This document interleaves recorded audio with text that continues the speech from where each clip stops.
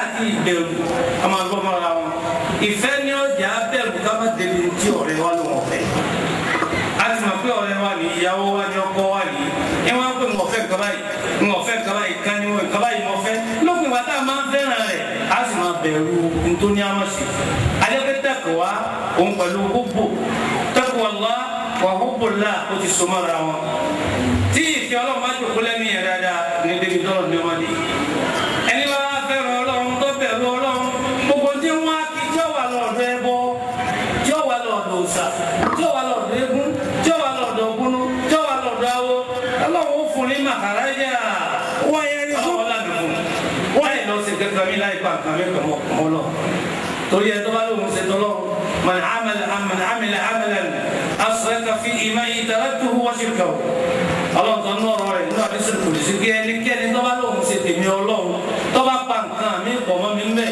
wọn kò torí mi ṣe má torí owó ni torí iyì ni torí àpọ́nlé ni torí ọlá ni torí obìnrin ni torí ọkùnrin ni torí ayé ni taraktuhu wa shirkahu wọn kọ́ ọ́ lẹ̀ mọ̀ nífẹ̀ẹ́ nbí tí ìfẹ́ Ọlọ́run ti sọ̀rọ̀ mu ó sọ̀rọ̀ fẹ́ lóhùn nìkan tọ́ba tó wá fẹ́ràn Ọlọ́run níta pàápàá fẹ́ tó Ọlọ́run gangan lọ́n fẹ́ bí ìgbà téèyàn fẹ́ràn electric tí wọ́n lọ tọwọ́ bọ wọ́n lọ dìbò kó ná mọ láti electric lọ́wọ́ ajẹ́ fẹ́ dì mọ́ kókó ná transformer lọ́lọ́ dì mọ́ wọ́n nítorí kí ló ń torí pé iná wúlò púpọ̀ sáfàní kó wọ́n kúkú tán sí i láà bí ìfẹ́ Ọlọ́run ti rí nù kí ni ọjà téèyàn fẹ́ràn Ọlọ́run tí ò ní léwu náà ní ká fẹ́ràn àwọn ànábì rẹ̀ náà.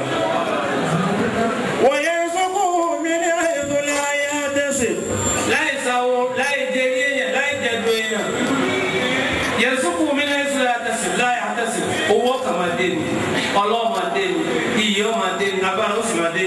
wọ́n ní yatawakkal ala Allah fa huwa hasbuh. ẹni bá wá dájọ́ kó tiẹ̀ pẹ̀lú Ọlọ́run tí ọba ti ń gẹ́gẹ́ bí àwọn bàbá wa yìí mélòó ni èpè tí wọ́n ń sẹ́ni wọlé lójoojúmọ́ mélòó ni àṣàṣì lẹ́yìn bàbá wa tó yà kú ní láti Ṣakí láta aláwì ni àbí ní bàbá wa mọ̀ ní àwọn náà wọ́n á jòkó tẹ́lẹ̀ tí ọmọ pé nǹkan ń sẹ́yìn láì sí lọ́dà kò mọ̀ nǹkan ó ti tó wá sí fún wa ó ti tó ní kí láàrin inú mọ́lídìí ànábì tí èèyàn bá tọ́ka sínú ọgbà yìí láti nǹkan bí ọdún mẹ́jọ sẹ́yìn ẹ̀rí pé ó fi ń jó yàn lẹ́sẹ̀ láti fẹ́ lè débẹ̀ níbi má débẹ̀ nǹkan mà ṣe Ọlọ́run jọ náà lọ́ba tó ní. báwa bàbá náà bá ti wá dára náà kẹ́ ẹ́ ti mọ̀ òwe ilẹ̀ gbélé gbọ́ yẹ́nì ìjòkó lẹ́sì máa gbọ́ pé wọ́n lè tẹ̀sí ìlú báyìí dé ni wọ́n lọ sí kíní jẹ́ wọ́n dákun máa jáde sí ọ̀rẹ́ ìwò yòókù lẹ̀ Ọlọ́run toríjọ́ ẹ̀ ní ṣe kankan inna kunna nastansibu ma kuntum ta'malun mi ẹ bá ti ṣe lọ́lọ́nà ìmọ̀láyìí kẹ̀yà fi di rẹ̀ bọ́kàn làbá yìí yẹ àmàláyìí kọ́ yà ẹ transfer sọ́dọ̀ àwọn àlùjẹ̀nu ẹ̀yà àlùjẹ̀nu ẹ gbé dà sínú omi ẹ gbé dà sínú atẹ́gùn àìgbé dà sójú oorun kálukọ́ máa lálẹ́ láì bá débẹ̀ iṣẹ́ rẹ̀ iṣẹ́ ibi ní kálukọ́ máa mọ̀ ẹ jẹ́ ká lòfin Ọlọ́run pẹ̀lú ká tẹ̀lé Ọlọ́run ẹ má jẹ́ àtòfin rẹ̀ kọjá ká má bàa dọ̀tọ̀ Ọlọ́run.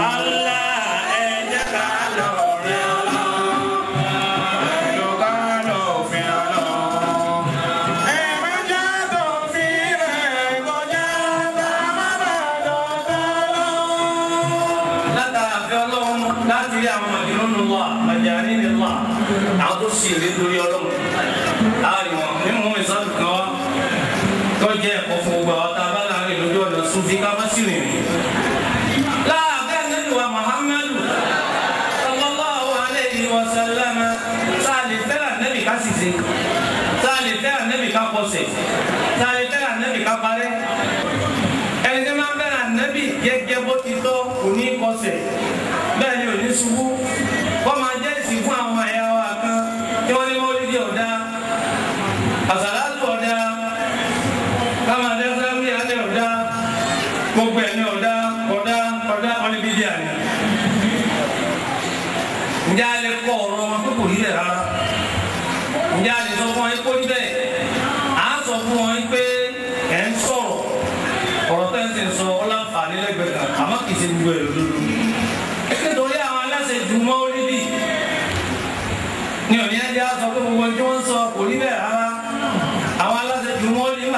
mọ́lẹ́dì látàárọ̀ ní sìnkílẹ̀ rí tọ́ta kò fẹ́ ọlọ́run bẹ́ẹ̀.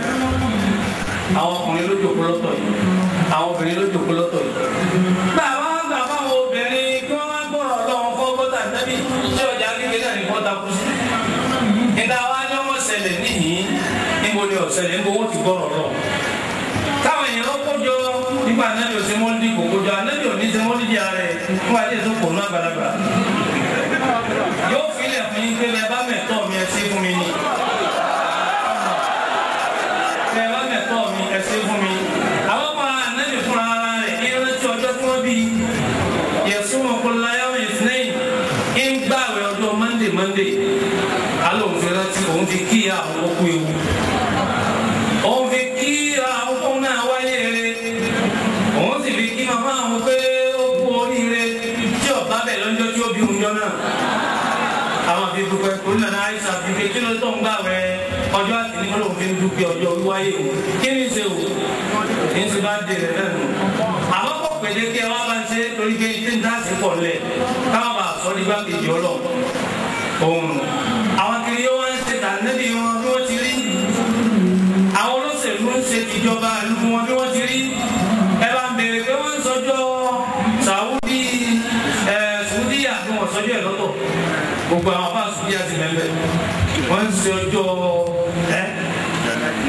wọ́n ti Nàìjíríà wọn lẹ̀ lọ́dọọdún ni wọ́n ṣe. Ṣé tànẹ́bí lọ́yẹ ká máa ṣe ní àbí tẹnìkan lẹ́yìn ànábì?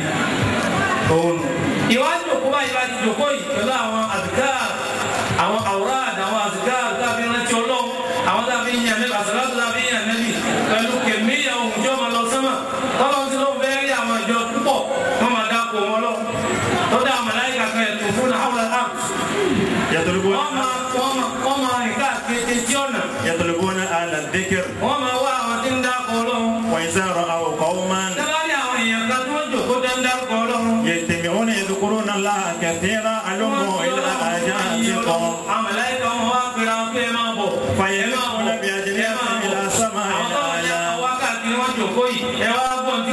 ويقول رب الأعلى ما ويجيب الملائكة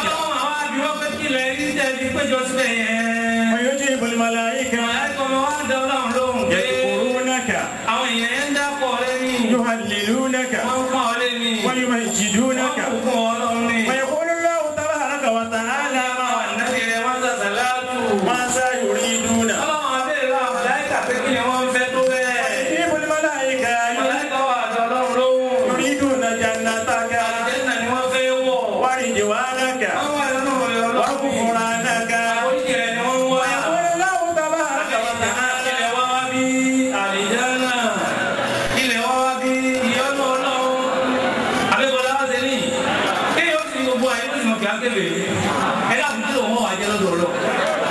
òun nìkan bá gbogbo àyè lájẹ́ tó lè fẹ́ kí ló mọ́ wàá jẹ́ lóhùn nìkan iye àwẹ̀ tá ń gbà yìí ìrún tá ń kí ìdí òjẹ́ tó nǹkan sàárà tá ń ṣe àtàwọn àtòrí ìfẹ́ ọlọ́ọ̀tà nẹ́bí wá tá a lọ jọ́ọ̀tì tá a lọ di ẹbọ tá a lọ di bọ́ọ̀lù tá a pé bí ẹgbẹgbẹ̀rún àìmọ̀ ìbọn wáyé hàwé náà fún gbogbo wa yìí ọmọ kí ló wàá pè òun ọdọ alẹ́dúgbẹ́ àná ọlọ́mọ láàrin wa bí ọ̀gá àná ọlọ́mọ láàrin wa ọ̀kan nìyẹn ọlọ́run wa bẹ lọ́wọ́ màláíkà. ومما يتعوذون kí ni wọ́n fẹ́ kí ni wọ́n fẹ́. ويجيب الملائكة màláíkà wà tó gbé. يتعوذون من النار ومن الفقر ومن الحزن. wọ́n fẹ́ wọná wọ́n fẹ́ tòṣì wọ́n fẹ́ sàrùn wọ́n fẹ́ sẹ́rí ibùdó ogun wọn fi kójọ wọn pè wọ́n lọ́wọ́. ويقول الله تبارك وتعالى لرهوها ọlọ́run á bẹ̀rẹ̀ pé kí ló ti tún ń bẹ̀rù sí wọ́n ti rí iná ni. ويجيب الملائكة لا والله ما رهوها. wọ́n á rí àwọn àti rí iná ẹ̀rù ọlọ́run náà ní bà wọ́n. wọ́n àti rí ìyà ẹ̀rù ọlọ́run náà ní bà wọ́n. ويقول الله تبارك وتعالى ọlọ́run á ní ẹgbẹ́ wọlé màláíkà. لو رهوها ماذا يفعلون. láàárín iná lójú báyìí nígbà tí ìfẹ́ ọlọ́run àti ìbẹ̀rù ọlọ́run mú gbogbo adárúbá ìta jòkó ti àfa wa. tọ́ba yẹ pé iná hàn lọ́ọ̀ká báyìí àwọn ojú àná àwọn ojú ẹ̀yìn mi kí láwàá ṣe wò. فيجيب الملائكة àmàlẹ́kọ̀ọ́ tó wá fèsì wípé. لأشد منهم فرارا. wọn bá bẹ̀rù ọlọ́run jù bẹ́ẹ̀ lọ wọn bá tún sáfúnná jù bẹ́ẹ̀ lọ. ويقول الله تبارك وتعالى ọba fún àmàlẹ́kà ìgbésí bá ti jòkó yìí ti ń ṣẹlẹ̀ lánàá ààrin lójú àmọ́ ti ń ṣẹlẹ̀ ní wàá kì í láàrin ọlọ́sàn àwọn màláíkà tọ́lọ̀ ń béèrè pé nígbà wọn péjọ sí mọ́ríkàsì kiri wọn sí wọn fẹ́ràn ànábì wo